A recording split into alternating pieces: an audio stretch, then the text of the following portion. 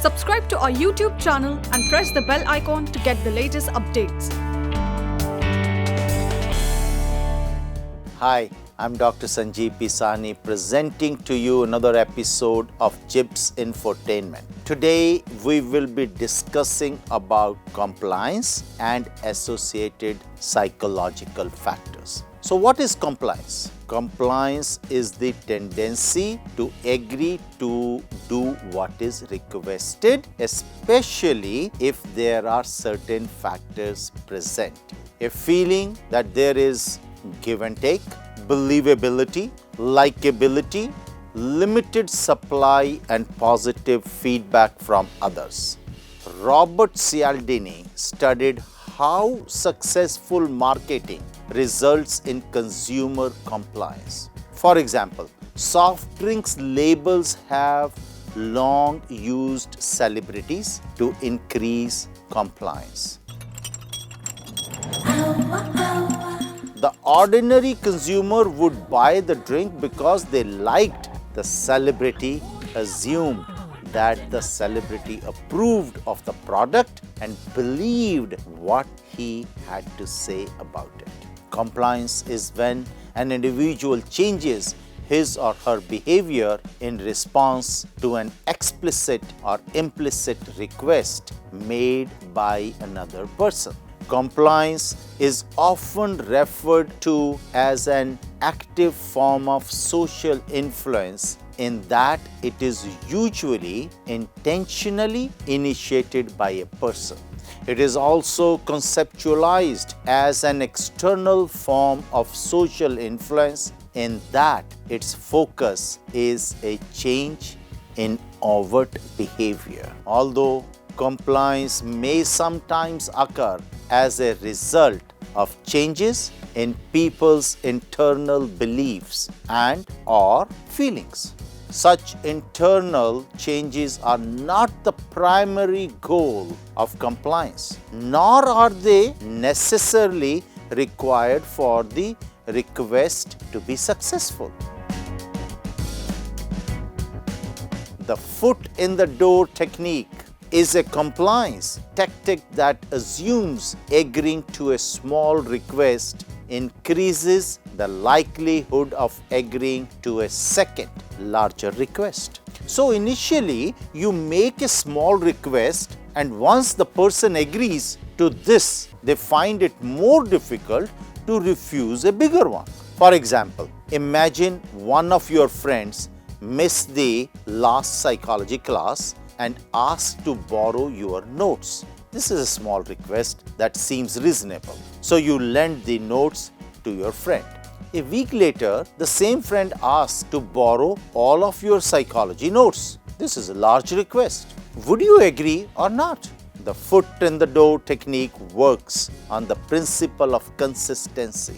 People prefer not to contradict themselves in the both actions and beliefs. This means that as long as the request is consistent with or similar in nature to the original small request, the technique will work.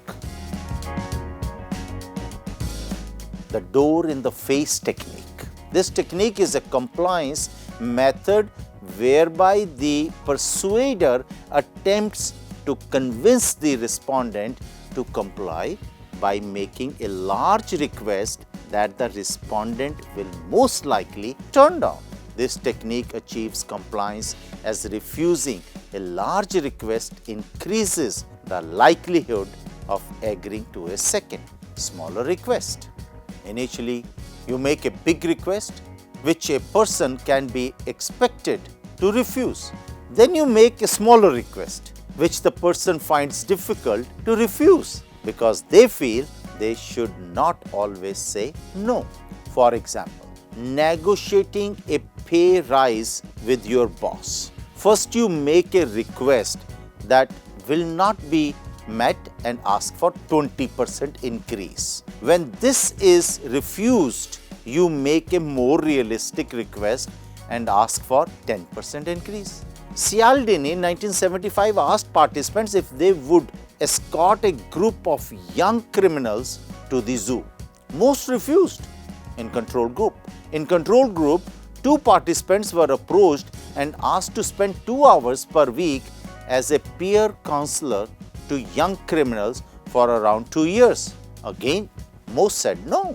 However, in the experimental condition, participants were asked to be peer counselor and then the request was downgraded to escort children to the zoo.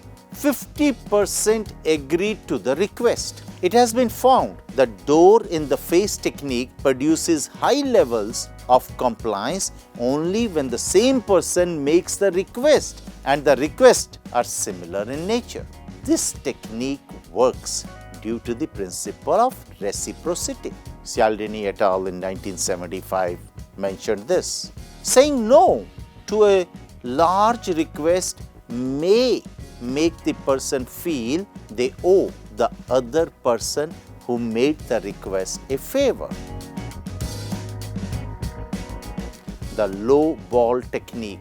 The low ball technique is a compliance method in which the persuader gets a person to commit to a low ball offer they have no intention of keeping. Then the price is suddenly increased. Since a person has already committed, it is hard to say no to the new higher price demand. For example, when buying a car, the salesman agrees a price, but must check with his manager if this is acceptable. While waiting, you think you have secured a good deal. The salesman returns and says, manager would not agree to the deal and the price is raised. Most people agree to the higher price. Cialdini in 1978 asked students whether they would participate in a psychology experiment that started at 7 a.m. and most participants refused in a control group. But in an experimental condition, Cialdini asked participants whether they would participate in a psychology experiment, and even though they were not told a time, most participants agreed. Later, they were told that it started at 7 a.m. and given the chance to drop out if they wanted. On the day of the experiment, 95% turned up. This success of this technique works on the principle of commitment because the person has said yes or agreed to an initial request. Commitment has been given. When the request changes or becomes unreasonable, the person will, to a certain degree, find it difficult to say no because of having originally committed themselves. That's it in this video. Stay tuned to JIBS Infotainment. Thank you.